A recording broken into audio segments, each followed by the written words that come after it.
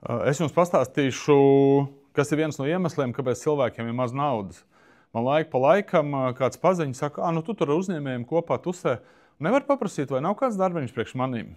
Uz ko es prasu, kas ir tas, ko tu māki darīt, kas ir tas, ko tu vari izdarīt labi. Tad viņš saka, es varu principā darīt jebko.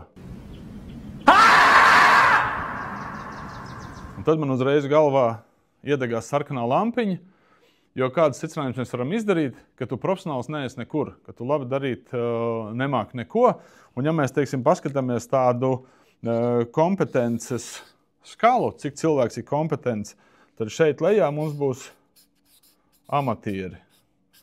Tālāk mums nāk speciālists, un tālāk mums nāk eksperts. Šajā diapazonā te ir maz naudas. Kāpēc? Tāpēc, ka te ir liela konkurence. Liela konkurence un maz naudas, un parasti šajā diapazonā cilvēki mēģina noķert haipu, mēģina uztaisīt ātru naudu, un tad sākās vīrus, visi mēģina, kur var nopirkt maskas, kur var nopirkt kaut kādas dezinfekcijas līdzekļus, ātri pārdot un uztaisīt lielu naudu. Vīrus, Covid beidzās, visi iet uz leju, pēc tam sākās mums atkal kaut kāda kriptovalūtas ēra, atkal katrs otrs nodarbojās ar kriptu un bitcoin miljonārs un tā tālāk, iet uz augšu, tas atkal beidzās, viņi atkal krīt uz leju, jo tā ekspertīze nav nekur. Tā mēs esam redzējuši arī gan pēc nekustamā īpašuma, gan pēc dažādiem tādiem haipiem, ka visu laiku mēģina noķert vilni.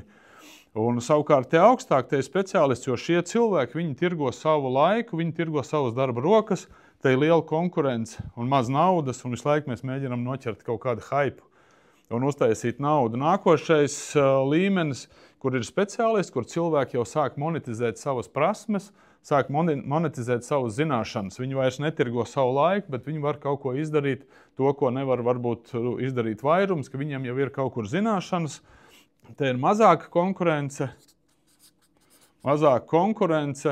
un vairāk naudas. Nākošais līmenis, kur cilvēki jau ir eksperti, kur viņi tirgo tikai savas zināšanas, kas nav nekādā mērā saistīti ar viņu laiku vai viņu rokām. Viņi tirgo savas zināšanas, līdz ar to viņi nav ierobežoti kaut kādā laikā, un viņi var pelnīt daudz lielāku naudu vienā laika vienībā, un šeit konkurence ir vēl mazāka un naudas vēl vairāk. Taču vienmēr ekspertīze vai cilvēks, ja ir speciālists, tas vienmēr ir saistīts ar laiku. Un es piekrītu sākumā, ja tur ir jauni cilvēki, studenti vai pēc skolas, kad īsti es vēl nesaprotu, ko es gribu nodarboties.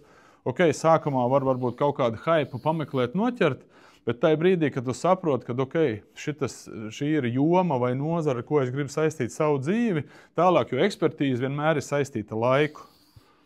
Ja tam mēs uzliekam laiku, tad ekspertīze nozīmē, ka mēs ilgstoši ejam vienā virzienā un kļūstam par ekspertiem, mēs uzstrādājam pieredzi un uzstrādājam zināšanas, lai mēs nokļūtu šeit tai ekspertu līmenī, kur mēs varam pelnīt daudz naudas.